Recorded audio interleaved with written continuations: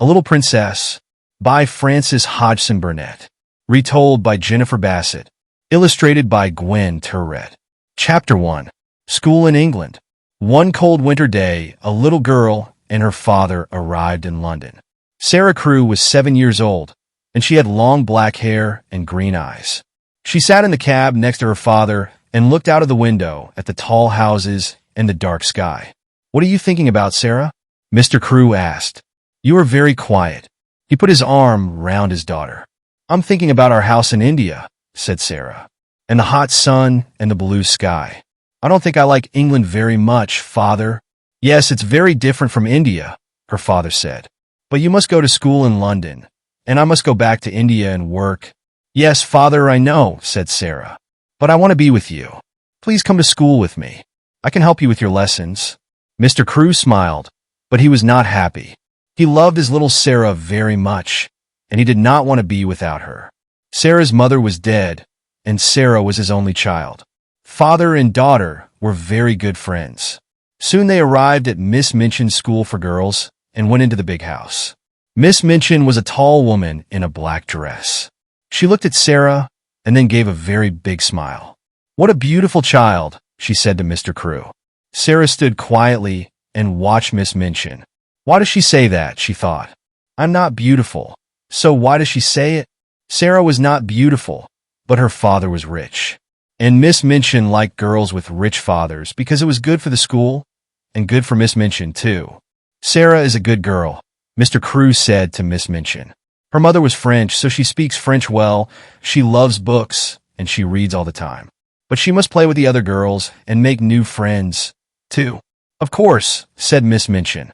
She smiled again. "Sarah is going to be very happy here, Mr. Crewe." Mr. Crewe stayed in London for a week.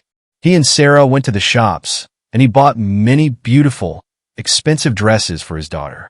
He bought books and flowers for her room, and a big doll with beautiful dresses, too. Miss Minchin smiled, but she said to her sister Amelia, "All that money on dresses for a child of 7. She looks like a little princess, not a schoolgirl." When Mr. Crewe left London, he was very sad. Sarah was very sad too, but she did not cry.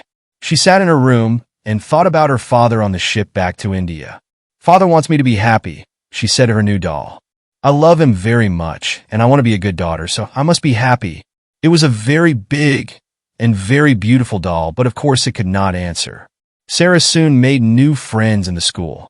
Some little rich girls are not very nice children. They think they are important because they have money and lots of expensive things. But Sarah was different. She liked beautiful dresses and dolls, but she was more interested in people and books and telling stories. She was very good at telling stories. She was a C1 ever child, and the other girls loved to listen to her. The stories were all about kings and queens and princesses and wonderful countries across the sea. "How do you think of all those things?" asked her best friend, Ermengarde. "I have all these pictures in my head," said Sarah. "So it's easy to tell stories about them." Poor Ermengarde was not 11. She could never remember any of her school lessons, and Miss Minchin was always angry with her. Sarah often helped Ermengarde with her lessons. "Listen, Ermi," she said. "You remember that French king, Louis XVI? Well, this is a story about him. One day in 1792. And so Ermengarde learned her lessons through Sarah's stories, and she loved her friend very much. But not everybody was Sarah's friend. Lavinia was an older girl. Before Sarah came, Lavinia was the richest and the most important girl in the school. But Sarah's father was richer than Lavinia's father. So now Sarah was more important than Lavinia, and Lavinia did not like that. "Oh, Sarah is so clever," Lavinia often said. "Sarah is so good at French. Her dresses are so beautiful, and she can sing so well, and she is so rich. Of course, Miss Minchin likes her best." Sarah did not answer when Lavinia said these things. Sometimes it was not easy, but Sarah was a kind, friendly girl, and she did not like to be angry with anyone. Storybooks in English. Now Sarah was important, and Lavinia did not like that. Chapter 2. The Diamond Mines. And so, 3 years went by. Sarah's father wrote to her often, and Sarah wrote loving little letters back to him. One day, a very exciting letter arrived. Everybody in the school talked about it for days. "My friend," wrote Mr. Crew, has some mines in northern India, and a month ago his workers found diamonds there. There are thousands of diamonds in these mines. These mines, but it is expensive work to get them out. My friend needs my help. So, little missus, this was Mr. Crew's special name for Sarah. I am putting all my money into my friend's diamond mines, and one day you and I are going to be very rich. Sarah was not interested in money, but a story about diamond mines in India was exciting. Nearly everybody was very pleased for Sarah, but not Lavinia, of course. Ah, she said, my mother has a diamond. Lots of people have diamonds. What's so interesting about diamond mines? But there are thousands of diamonds in these mines, said Ermengarde. Perhaps millions of them. Lavinia laughed. Unless Sarah going to wear diamonds in her hair at breakfast, then? Or is it Princess Sarah now? Sarah's face went red. She looked at Lavinia angrily, but said quietly, some people call me princess. I know that. But princesses don't get angry or say unkind things. So I'm not going to say anything to you, Lavinia. To me, you are a princess, Ermengarde said to Sarah later. And you always look like a princess, in your beautiful dresses. Sarah was a princess to another girl, too. This was Becky. She was a servant in Miss Minchin's school, and she was only 14 years old, but she worked all day and sometimes half the night. She carried things upstairs and downstairs. She cleaned the floors, she made the fires, and she was always tired and hungry and dirty. She and Sarah had very different lives. But one day Sarah came into her bedroom, and there was Becky, sleeping in a chair. Oh, you poor things, Sarah said. Then Becky opened her eyes and saw Sarah. She got up at once. Oh, miss, she said. I'm very sorry, miss. I just sat down for a minute and dashed. Don't be afraid, said Sarah. She gave Becky a friendly smile. You were tired. That's all. Are you going to tell Miss Minchin? Asked Becky. She began to move to the door. Of course not, said Sarah. Please don't run away. Sit down again for a minute. You look so tired. Oh, miss, one can't. Becky said. You're very kind, miss, but Miss Minchin dashed. Please, said Sarah. She took Becky's hand. You're only a little girl like me. Let's be friends. And so, Becky sat down again, and soon she and Sarah were friends. Nobody knew about this, of course. Rich little girls at Miss Minchin's school did not make friends with servant girls, and it was a wonderful thing for Becky. Nearly every day, she and Sarah met in Sarah's bedroom, just for 5 or 10 minutes. Becky was always hungry, and Sarah often bought nice things for her to eat. They sat and talked, and sometimes Sarah told Becky some of her stories. Becky loved that. Oh, miss, she said, you tell them so beautifully. Sometimes I like your stories better than things to eat. And after those visits to Sarah's room, Becky always felt better, not so tired and not so hungry. Some months later, Sarah had her 11th birthday. Lessons stopped for the afternoon, and there was a big party for all the girls in the school. Everybody at Sarah's party was very happy. This party is expensive for us, Miss Minchin said to her sister Amelia. But it looks good for the school. That afternoon, there was a visitor to the school, Miss Minchin's lawyer. He went with Miss Minchin into her office, and they closed the door. In the schoolroom next door, there was a lot of noise from Sarah's party. Everybody in there was very happy. But in the office, Miss Minchin was not happy. She looked at the lawyer angrily. What are you saying? Mr. Crew has no money? What about the diamond mines? There are no diamond mines, said the lawyer. Well, there are mines, but there are no diamonds in them. But Mr. Crew's good friend, began Miss Minchin. Mr. Crew's good friend, said the lawyer, ran away with all Mr. Crew's money. Ralph Crew was ill with a fever, and when he heard about this, he got worse. A week later, he was dead. Dead, cried Miss Minchin. But what about his daughter Sarah? And this expensive birthday party? Sarah Crew has no money, said the lawyer. Not a penny in the world, Miss Minchin. Not a penny. She must leave my school at once, Miss Minchin said angrily. She must go this afternoon. Where? Said the lawyer. Out into the streets? An 11-year-old girl? That's not going to look very good for your school, Miss Minchin.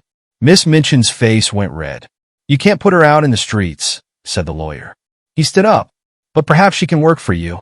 The lawyer left, and Miss Minchin called her sister Amelia. Bring Sarah Crew here at once, she said. 2 minutes later, Sarah, in her beautiful blue party dress, stood in front of Miss Minchin. Have you a black dress, Sarah? Miss Minchin said coldly. Yes, Miss Minchin, said Sarah. But it's very small. She must leave my school at once, Miss Minchin said. Go and put it on at once, said Miss Minchin. Your father is dead. There were no diamond mines, and your father's friend ran away with all his money. You have nothing, not a penny, but I am going to be very kind to you. You can stay in my house, but now you must be a servant and work for your bread. You can sleep in a servant's room upstairs, next to Becky's room. Chapter 3. The New Servant Girl. That evening, in the little attic room, Sarah sat on the bed in her old black dress. She did not cry, but her face was white and she did not move or speak for hours. Late at night, the door opened quietly and Becky looked in. Her eyes were red from crying. Oh, miss, she said. All the servants are talking about it. I'm so sorry, so sorry. She looked at Sarah's white face and began to cry again. Then she ran to Sarah and took her hand. At last Sarah moved. Slowly, she turned her head and looked at Becky. Oh, Becky, she said. And that was all. Becky ran to Sarah and took her hand. That first night in the attic was very long. Sarah did not sleep. Father is dead, she whispered again and again. Father is dead. I'm never going to see him again. The next morning, Sarah's new life began. She learned to clean floors and to make fires. She ran upstairs and downstairs, and she worked in the kitchen. Run down to the shops and get me some apples. The cook was a big woman with a red, angry face. So, she said, the little rich girl with the diamond mines is now a servant, eh? She looked at Sarah. Now, I'm making apple pies this morning. Run down to the shops and get me some apples. And be quick. So Sarah ran to the shops and carried a big bag of apples back to the house. Then she cleaned the kitchen floor and carried hot water up to all the bedrooms. She worked every day, from early in the morning till late at night. She helped in the school, too. You speak French well, Miss Minchin said to her coldly. So, you can teach French to the younger children. But you're only a servant. Don't forget that. The first months of Sarah's new life were very hard. She was always tired and hungry, but she never cried. At night, in her little attic, she thought about her father, dead in India all those miles away. I must be brave, she said. Father always wanted me to be brave. And I have a bed to sleep in and something to eat every day. Lots of people don't have that.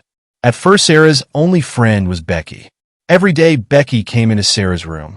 They did not talk much, but it helped Sarah a lot to see Becky's friendly, smiling face. The girls in the school were sorry for Sarah, but Sarah was a servant now, and they could not be friendly with a servant.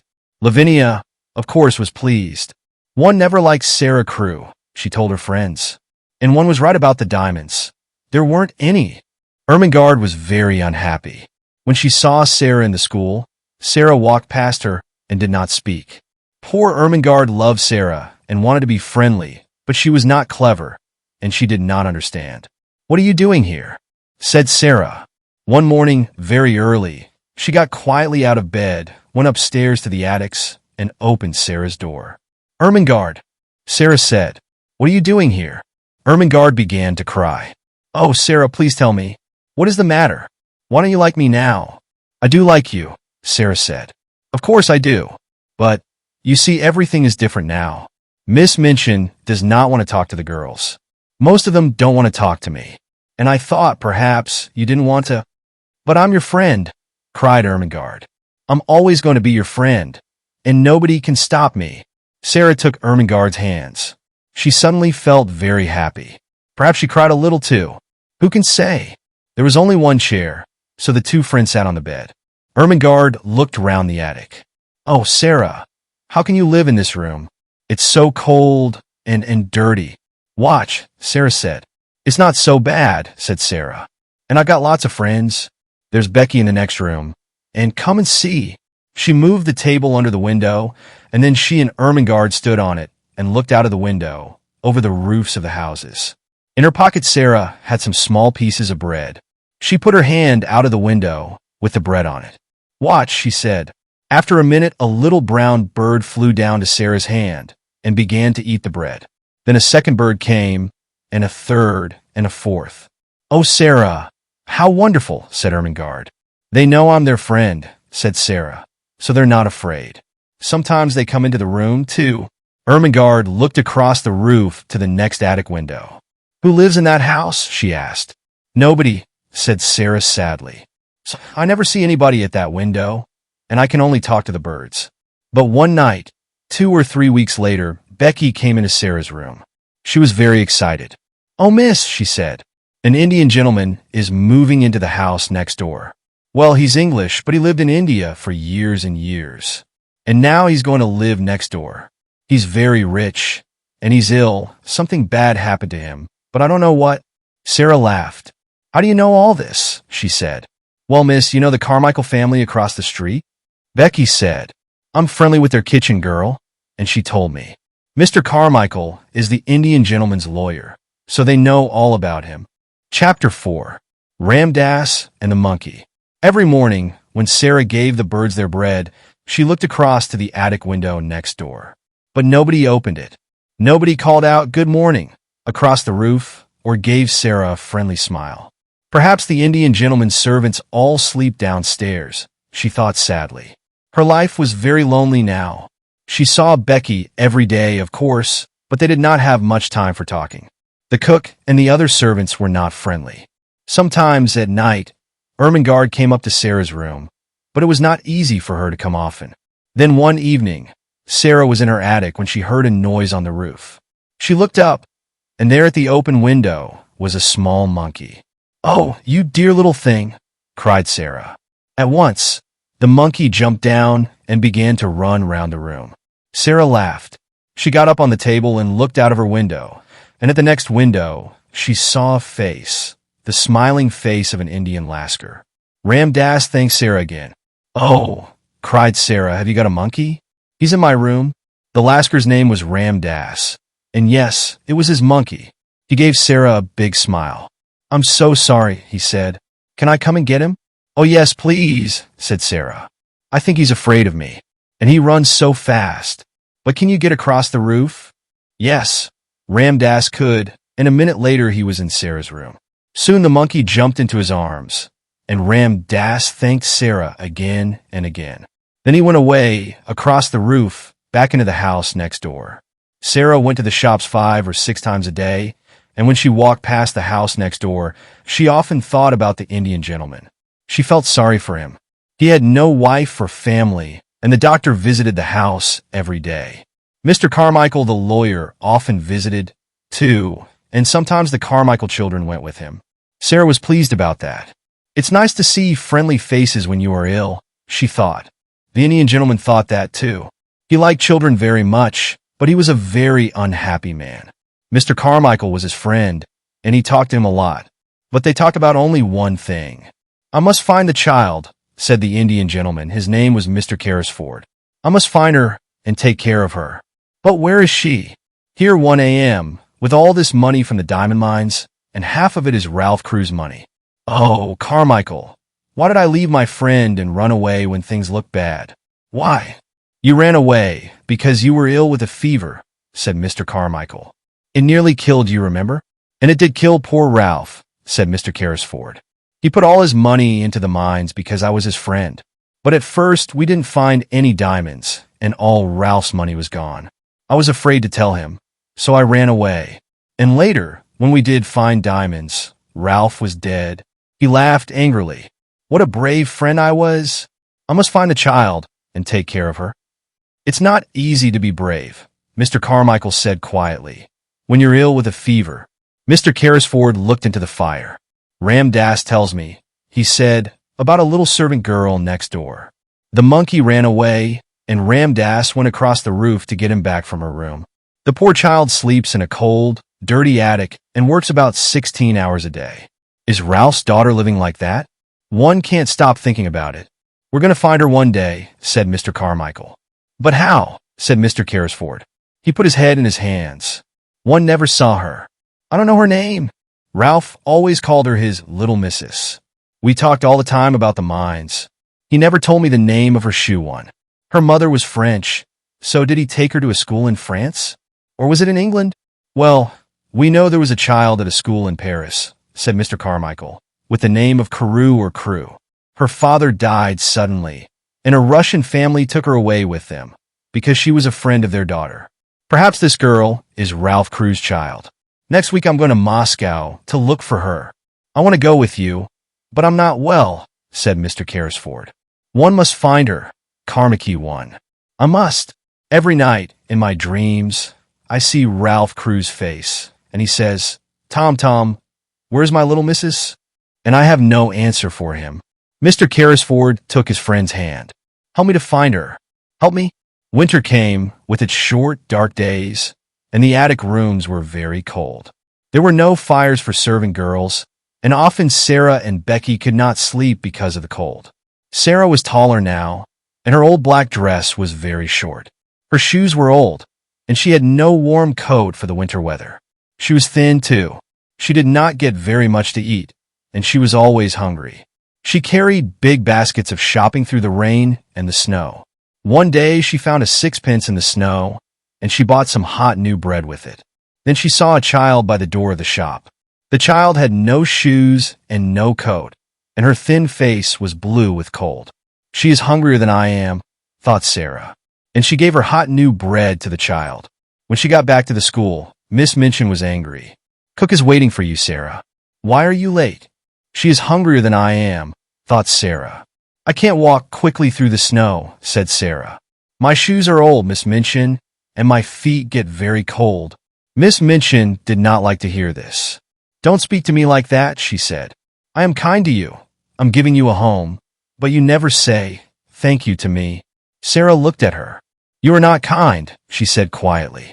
And this is not a home. Go to your room at once, said Miss Minchin. Oh, here's Princess Sarah, Lavinia said. On the stairs, Sarah met Lavinia. Lavinia looked at her and gave a little laugh. Oh, here's Princess Sarah, she said, in her old dress and her dirty shoes. In the attic, Sarah sat down on the chair by her table. I must be brave, she whispered. A princess is always brave, so one must be too. But it's not easy. She put her head down on her arms. Oh, father, do you remember your little missus? Can you see me now? And in the house next door, Mr. Carrisford sat by a warm fire. Moscow is a long way from London, and he could only wait, but he thought about Ralph Crew's child every day. He thought about other children, too. Ramdas, he said, how is that poor little servant girl next door? Can we do something for her? I see her in the street every day, said Ramdas. Elle in the rain, in the snow. She looks thin and hungry, but we can help her. I can easily get in through her attic window. Listen, and he talked for some minutes. Mr. Carrisford smiled. Yes, he said to Ramdas. Yes, I like it. Chapter 5. The Magic. One night, a week later, Ermengarde got quietly out of bed and went upstairs to the attic. Sarah was not there, so Ermengarde sat on the bed and waited. At 10 o'clock, Sarah came slowly up the stairs and into the room. Ermengarde looked at her. Oh, Sarah, she cried. Are you ill? Your face is white, and you look so tired. It was a hard day, Ermy, said Sarah. She sat down. Miss Minchin was angry with Cook. Then Cook was angry with us.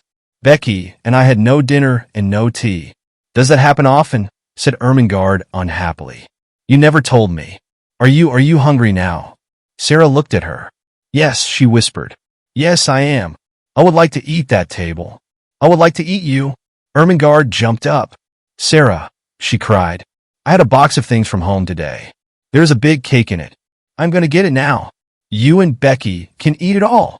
Soon, Ermengarde was back. The three girls sat on Sarah's bed, and there were some happy smiles when Ermengarde opened her box and took out the cake. Oh, miss, look at that, said Becky. You're kind, Ermy, said Sarah. She laughed. It's magic, you know. When things are very bad, something nice always happens. Here we are, having a party. Ermengarde gave Sarah and Becky some cake, and they began to eat. Suddenly they stopped. There was a noise of feet on the stairs. They listened. Oh no, whispered Becky. It's Miss Minchin. Yes, said Sarah. Her face was white again. Then the door opened, and Miss Minchin came in. So Lavinia was right, she said angrily. Tea with Princess Sarah. Becky, get back to your attic at once. Tea with Princess Sarah. Miss Minchin said angrily. Oh, please, Miss Minchin, cried Ermengarde. It was my cake from home. We're only having a party. Go back to your room, Ermengarde, Miss Minchin said coldly, and take these things with you.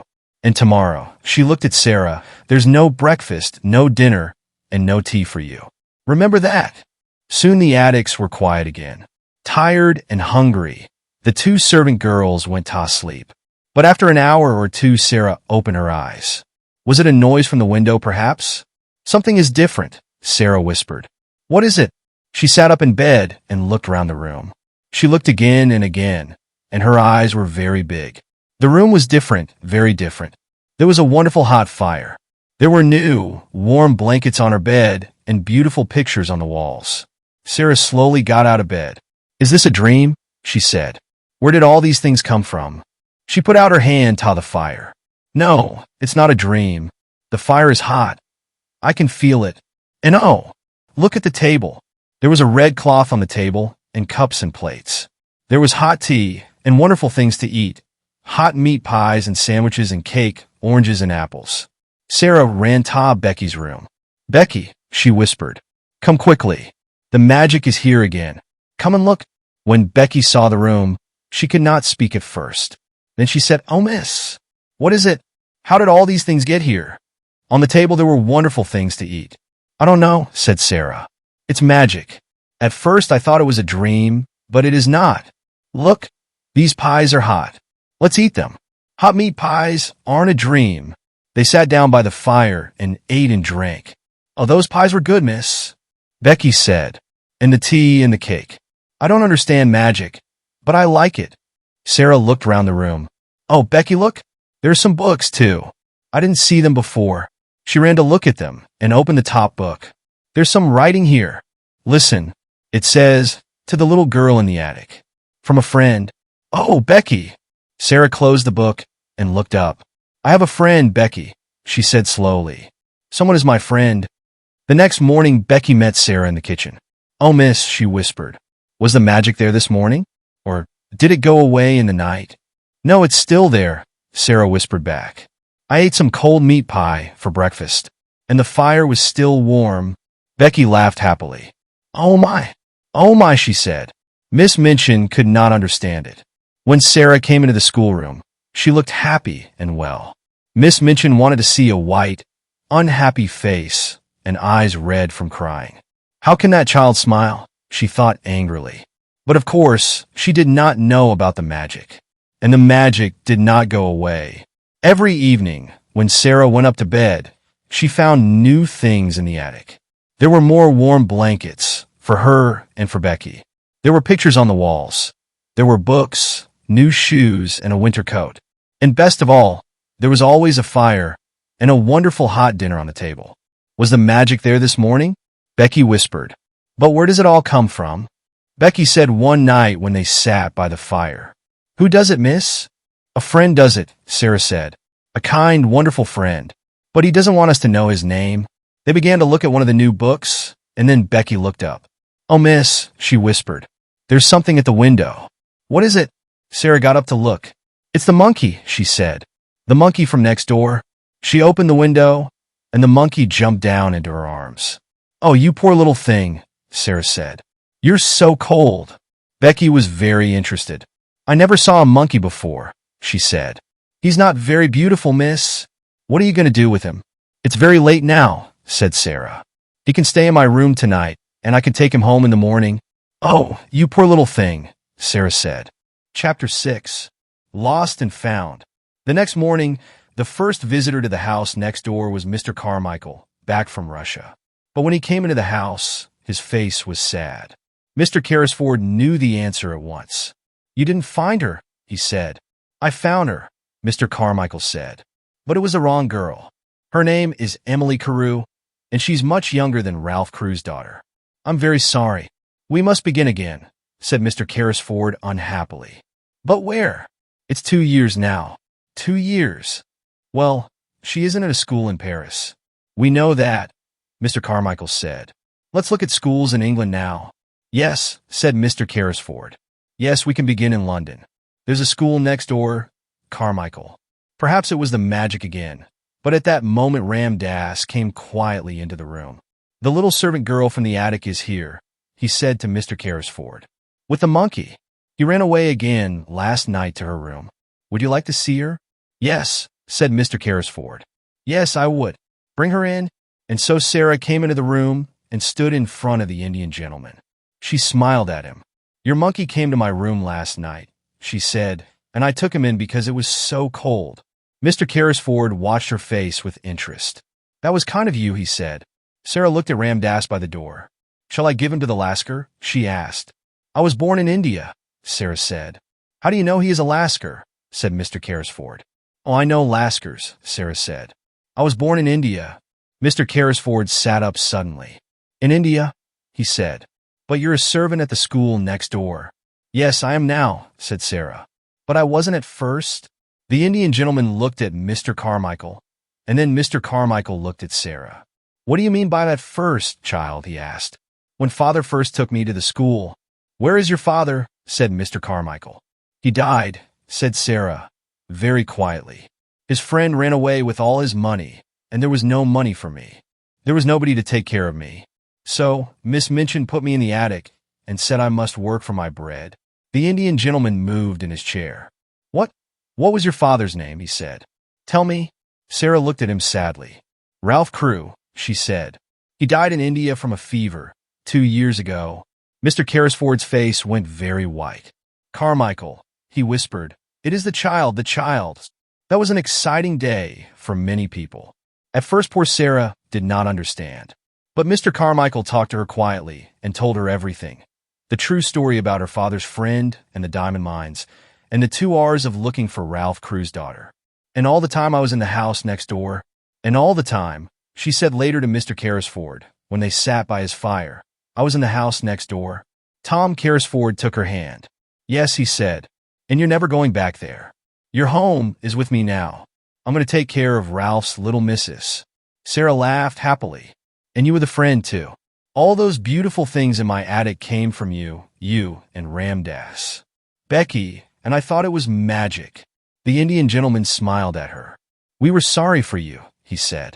Ramdas can move very quietly, and he carried the things across the roof when you were out.